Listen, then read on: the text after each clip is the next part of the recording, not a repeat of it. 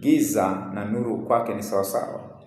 Roho Mtakatifu akuhudumie kwenye mafundisho haya na mafundisho yakafanyika msaada kwako katika jina la Yesu. Kuna watu ambao wanafanya mambo fulani kwa ajili ya kujionyesha kwamba wako vizuri. Mambo anayofanya akiwa na watu fulani, lakini kuna mambo ambayo hayafanyi.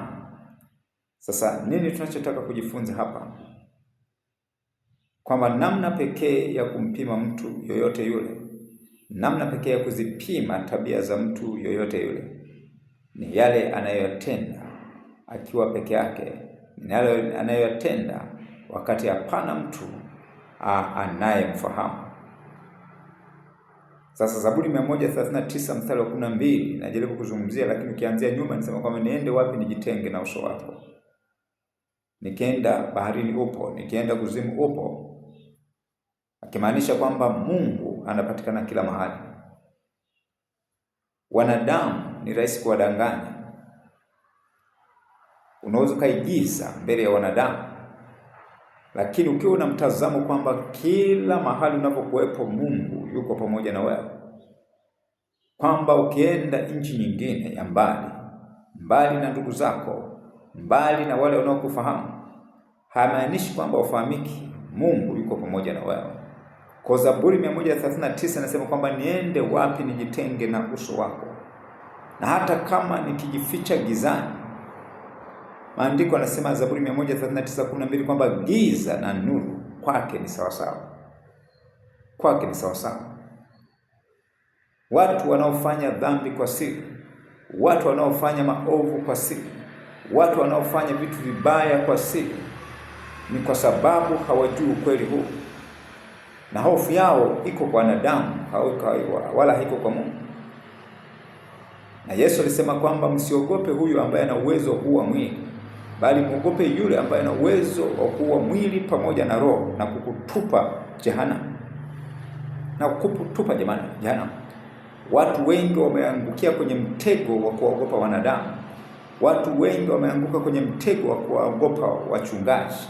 Watu wengi wameanguka kwenye mtego wa kuogopa wanadamu ambao hawajui kila kitu.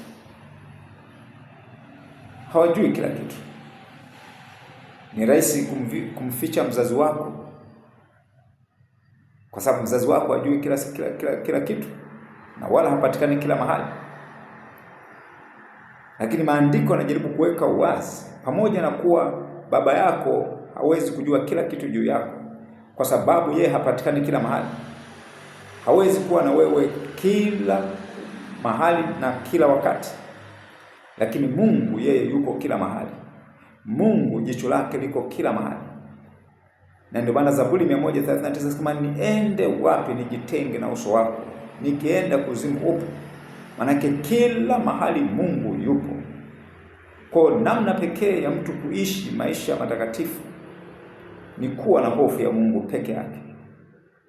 Kama ukiwa na hofu ya wanadamu, kama ukiwa unaishi kwa kuogopa wanadamu, kwa kutaka kuwafurahisha wanadamu, hautaweza kuishi maisha kumpendeza Mungu. Lakini ukiwa na mtazamo kwamba Mungu yeye jicho lake linaona kila mahali, hakuna sehemu ambapo unaweza kwenda ukajificha mbele za Mungu. Mungu yeye jicho lake linaona kila mahali. Popote unapokwenda Mungu yupo. Mungu yupo. Na ndio maana Zaburi inasema kwamba niende wapi nijitenge na uso wako? Nikienda kuzimu upo. Niende wapi nijitenge na uso wako?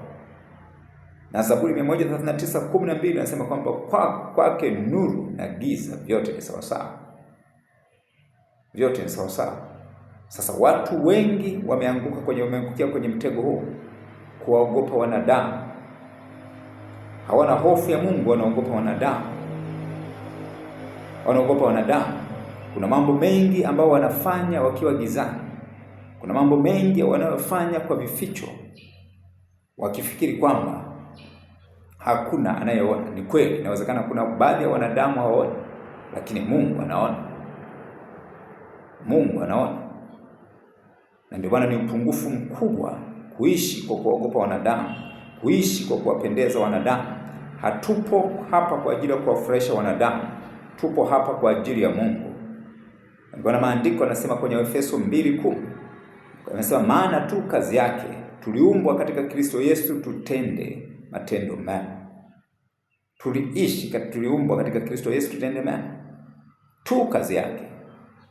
Kwa hatupo hapa kuishi kwa ajili ya kuwafurahisha wanadamu, kumfurahisha mwanadamu.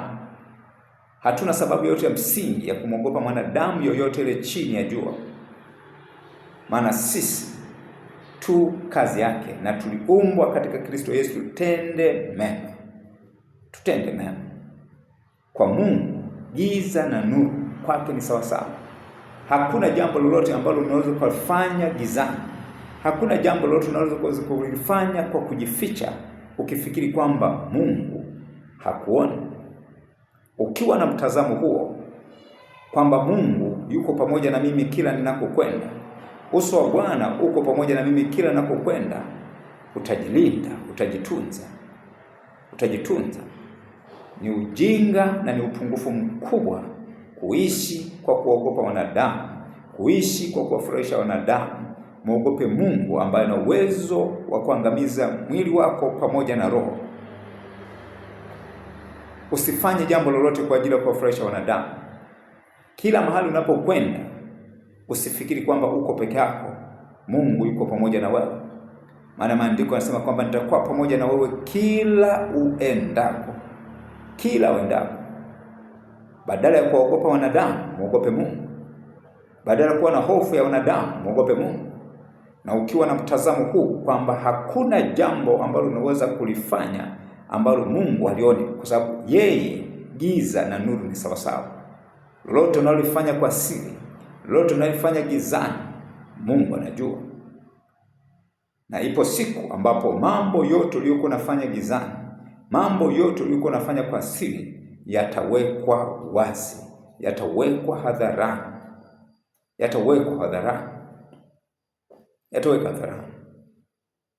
Giza na nuru kwake ni sawa sawa. Uende wapi ujitenge na uso wa Bwana. Popote unapokwenda Mungu, uso wa Bwana uko pamoja na wewe. Popote unapokuwepo Mungu yupo. Ukiwa gizani Mungu yupo. Giza na nuru kwake ni sawa sawa. Mungu akubariki sana kwa kusikiliza mafundisho haya. Nakumbuka kuendelea kupata mafundisho yote ambayo ninaposti kwenye channel yangu ya YouTube. Basi usahau kusubscribe, lakini pia unaweza kushare kwa comment. Na Mungu akubariki katika jina la Yesu. Na hofu ya Mungu itawale maisha yako katika jina la Yesu. Amen.